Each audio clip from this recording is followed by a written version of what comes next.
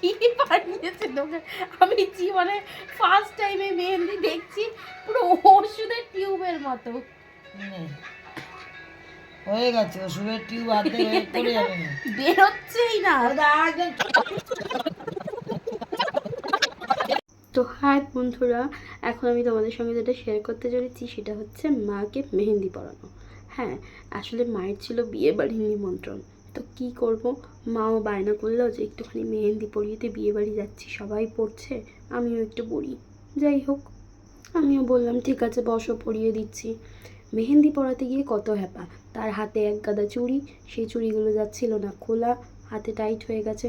দুজনে মিলে কসরত করে চুড়িগুলো খোলার চেষ্টা করলাম, তারপরে যাক শেষমেশ চুড়িগুলো খোলা গেল।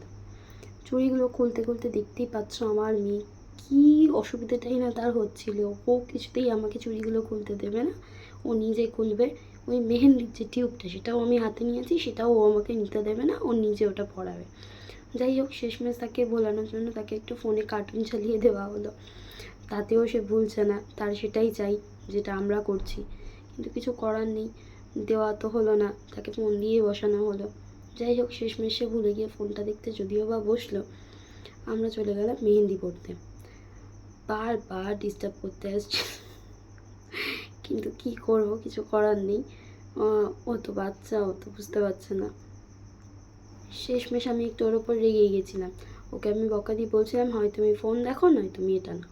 সে দেখো আমার মুখের দিকে হাঁ করে তাকিয়ে আমার বকাটা শুনছে, সে বুঝতে পারছে আমি তাকে কি বলছি। যাই হোক, সে ভাবলো যে না, মা তো আর আমাকে মেহেন্দির টিউবটা দেবে না, আমি বরং ফোনটাই দেখি। যাই হোক, মাকে মেহেন্দি পরাতে বসলাম, মেহেন্দি পরানো শুরু হলো। উফ, এই মেহেন্দি পরানো, এই যে টিউবটা দেখছো, এই টিউবটা নিয়ে যে কত ঝামেলাই হচ্ছিল মেহেন্দি পরাতে গিয়ে বলার কথা নয়। আমি তো খুব বিরক্ত হচ্ছিলাম মেহেন্দি পরাতে, কারণ আমি জীবনে ফার্স্ট টাইম এরকম একটা মেহেন্দির টিউব দেখলাম, আমি আগে কখনো দেখিনি। মেহেন্দির কালারটাও ছিল গ্রিন।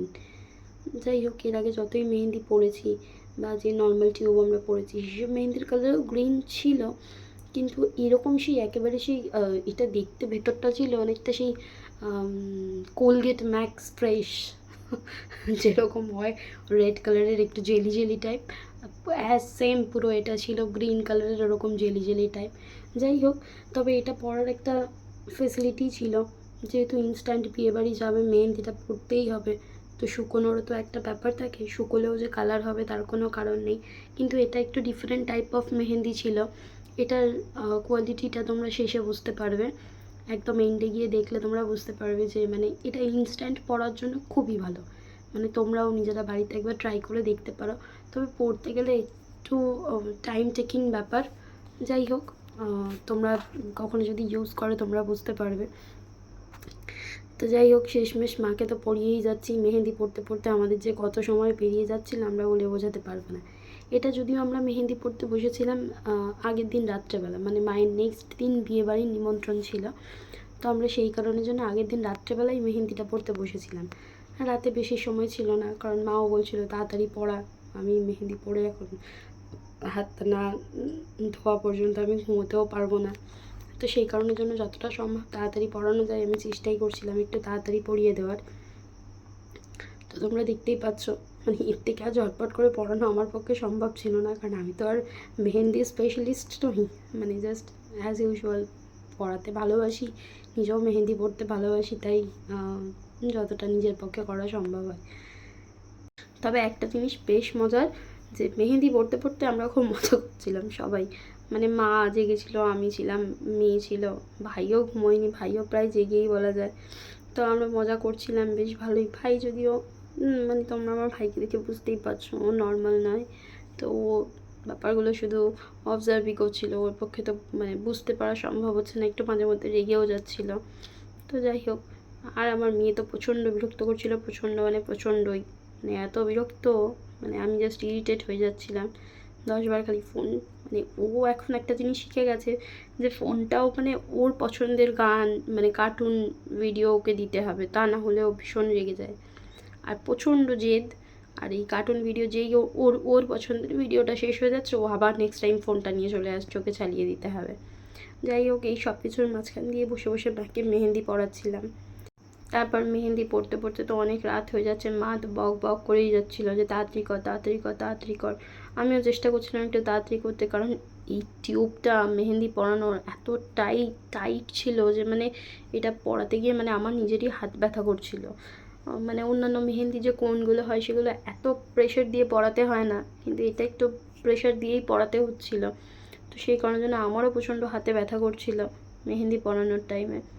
যাই হোক, কিছু করার নেই, মানে ফার্স্ট টাইম আমি ইউজ করলাম। মানে একদিকে সুবিধে যে ইনস্ট্যান্ট পরে নেওয়া যায়, মানে ইনস্ট্যান্ট তোমরা পরে নিয়ে হাত ধুয়ে নিতে পারবে, বেশি টাইম টেকিং নয়। তারপরে কিন্তু আরেকটা জিনিস কি, এই হচ্ছে একটু ব্যাপার যে মানে অত্যন্ত মানে টাইট আর কি, মানে খুব প্রেশার দিয়ে মেহেন্দিটা ইউজ করতে হচ্ছিল। যাই হোক, সব কিছু শেষে বেশ ভালোই লাগছিলো, মেহেন্দি পড়াও হচ্ছিলো, মাও বেশ একটু খুশি খুশি ছিল যে পরের দিন বিয়ে বাড়ি যাবে, একটু মজাই হচ্ছিলো ওনারও।